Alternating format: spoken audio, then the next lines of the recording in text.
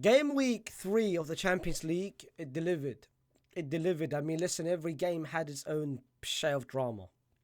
Entertainment, remontadas, surprise result by certain teams, and the league standing at the moment, it looks absolutely incredible. Like, it looks completely different to what it usually does, where it's like 8 groups fighting to finish top 2. Nah, man. Now you have to finish top 8. If you don't finish top 8, you have to now do a playoff, one game between two, home and away, of course, one leg to cement yourself in the round of 16. If you lose, you're out. Bro, you can't even afford to drop points. This is not where in the previous campaigns and the previous before, where you can afford to lose maybe a game or draw a game there, because you know that same team, you're about to face them home. Brother, you're not facing no team home.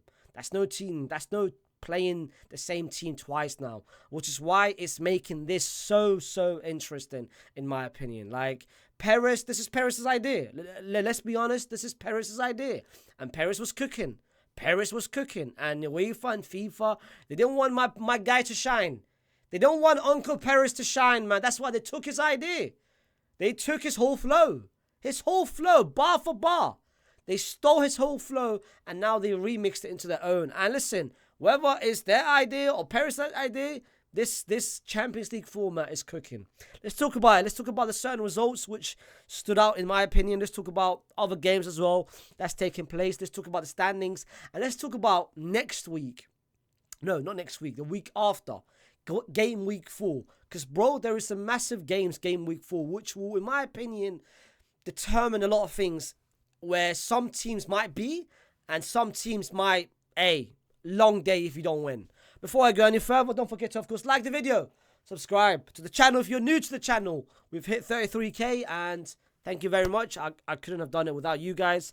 Every single person who's been showing love and subscribing and loving to the content. Thank you very much. The ones who's been watching or not subscribing, then you man are waste, man. You know who you are. If you're still that person, you better subscribe. Anyway, listen, let's talk about it. Look at this. Who would have ever predicted that come game week 3, after 3 games taking place, you've got Aston Villa top place. You've got Monaco and Brest 4 and 5th. You've got Sporting Lisbon at 8. And even you're looking at the playoffs as well, like the qualifiers. The likes of who? Benfica. Barcelona, Madrid is nowhere. Look at this, bro. Bayern is there. Milan is there. Atleti. It's crazy. Like, this format, honestly, has given... It's drama now. Like, honestly, like, you look at every game and you actually are entertained. Maybe the quality is a bit certain games hasn't really delivered, but in terms of drama and in terms of actually every game now, it's a must win. Like, I will show you. I mean, before we do that, before we go to game week 4 and why it's a must win for certain teams, let's talk about the games that's taking place. Tuesday's games, of course, you had Milan beating Club Brugge. It wasn't convincing, in my opinion. I watched that game. It started at 5:45, just before the Madrid game. I watched the Club Brugge was better. They were the better team. They're dominating. Even when they went a man down, they still managed to score. And, of course, Milan just being clutch enough, and player quality helped. Reichender scored 2 very identical goals. But the main takeaway, in my opinion, was Leao. Leao had a very good game. What was taken off just before that second goal, and they scored. And he wasn't very pleased when he was taken out. And it's something which has been circulating now throughout this whole Italian media, where Leao is not happy with Fonseca, and the Milan faithful, the Milan fans are not happy with Fonseca as well. But Fonseca's still the coach, so it's going to be quite interesting to see what's going to happen to Fonseca and what's going to happen to Leao. Because I don't see Leao staying at Milan next season. That's just my prediction. Moving on, you've got Monaco. Bro, 5-1. They beat Barca once again. They beat Belgrade. Arsenal 1-0 win against Shakhtar Donetsk. Just boring, bro. This has been Arsenal's story this whole season. Boring, not fun to watch. And Arteta has, in my opinion, have just installed that mentality into the players where it's results only. That's what I'm seeing right now. Because if you compare Arsenal this season compared to Arsenal last season, even the year before, in my opinion, which was the most entertaining how Arsenal's played. And I think 2 years ago was the best version of Arsenal. It was the best version of Arsenal. All the young players was firing. We saw a lot of passages of plays. We saw some good football. And I think last season, Arteta knew, like, let me now try to maybe I need results now. I need results. And this season, he's taken to another level. He's taken to another level, bro.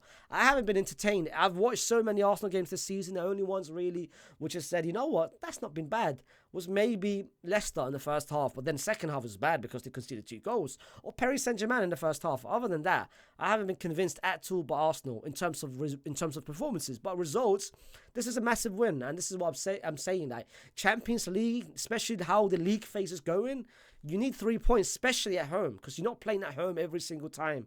You've got 4 games at home, 4 games away. The 4 games you're playing at home, you have to win, bro. As simple as that.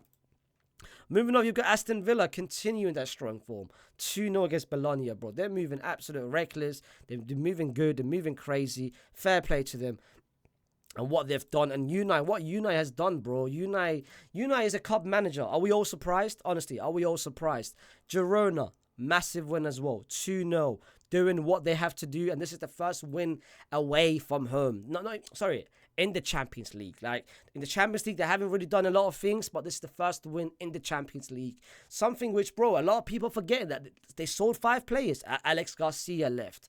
Duvbik left. Salvia left. Couto, Eric Garcia. A lot of players left, and they're still managing to pick up a massive win.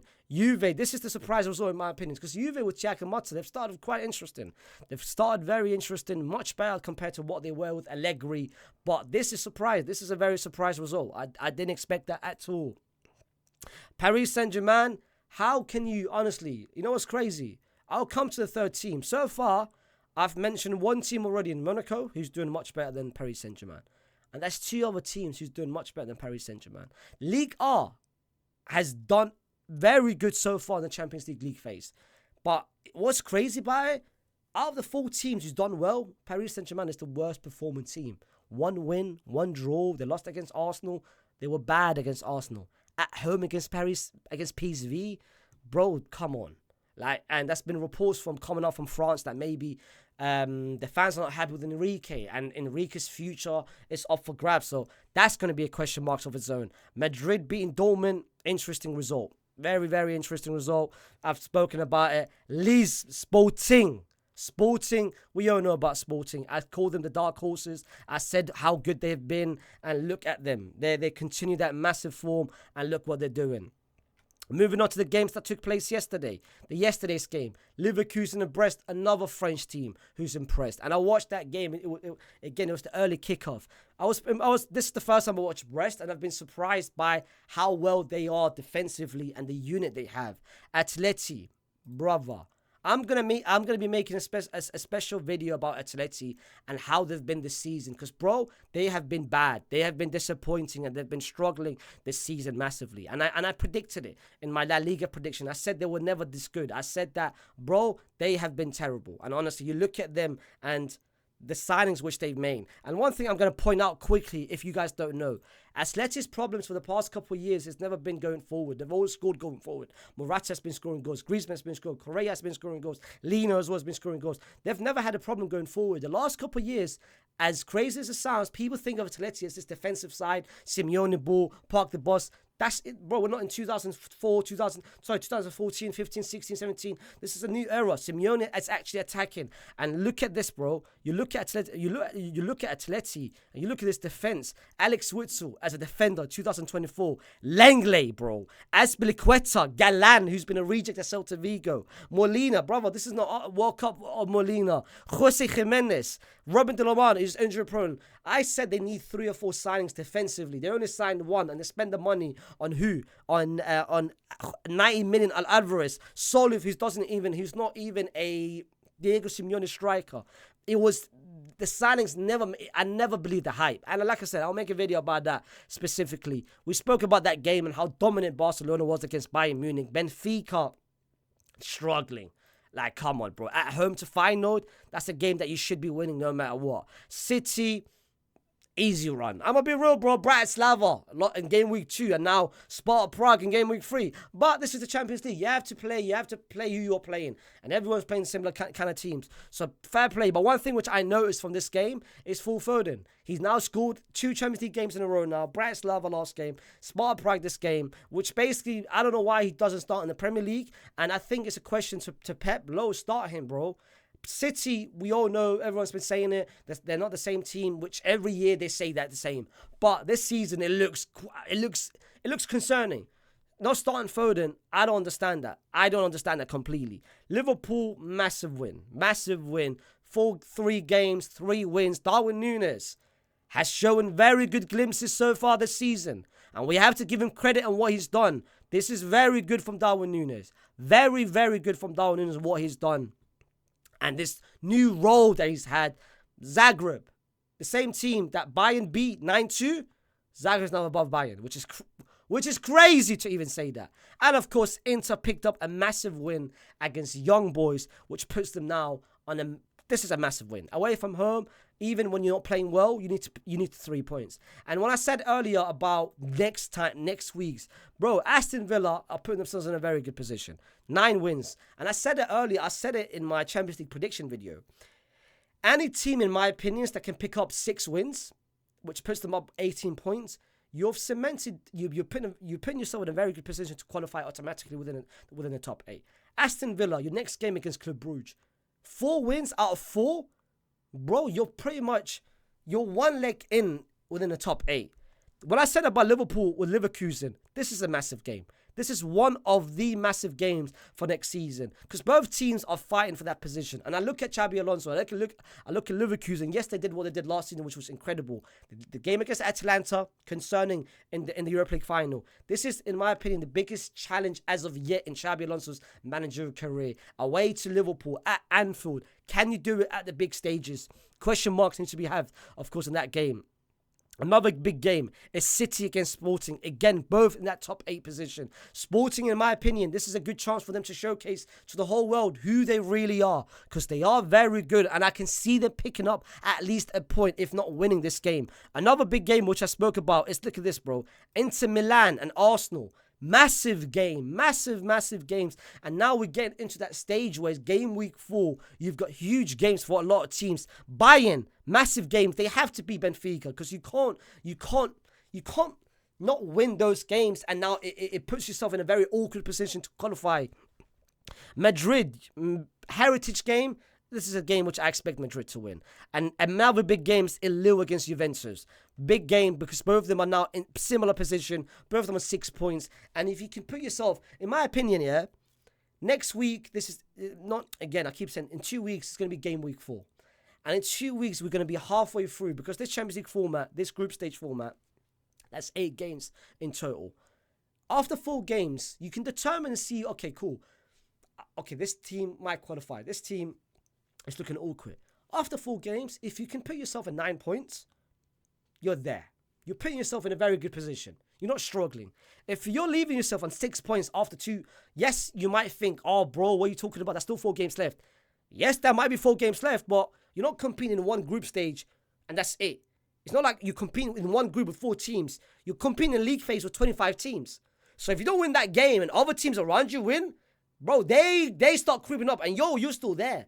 So that's why every game is massive, and I'm saying it. If you're on 6 points by game week 5, uncomfortable.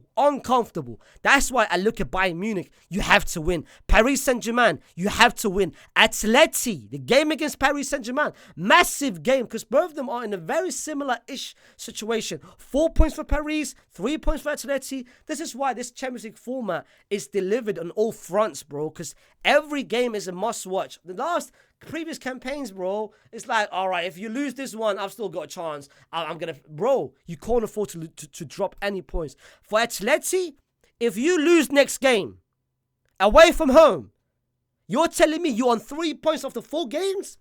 You ain't making top 8. And even this, if you finish... By the way, how this is done here, if you finish 23, 24, this is not a draw. You face whoever finish above. This is like a NBA format. It's very interesting how they've done it. Again, Paris' idea. Let me down in the comments how you feel was done. And of course, the team of the week of round 3. Vinicius Jr., of course. David has done well. Haaland, of course, with 2 goals. Núñez is there. Rafinha with 3 goals, of course. Minamino. I'm quite surprised Pedri is not there. Because I felt like Pedri had a very good game in that midfield. Maybe I think they value, because he scored. I think they value goals over anything else. And football is like that, where you need goals in order to... They've got weird metrics, of course. But yeah, like I said, put down in the comments how you felt about this game week number 3. Who's impressed you? Which team has stood out to you? What you've learned? And of course, this, like I said, this format, very interesting. I'll see you tomorrow with a Champions League. No, not Champions League. La Liga. Champions League. I keep saying Champions League. La Liga, Real Madrid, Barcelona. Preview tomorrow with Mitchie, a fellow Barcelona fan that you guys all know well. I'm going to be going live between 6 to 7 p.m. The time hasn't been confirmed.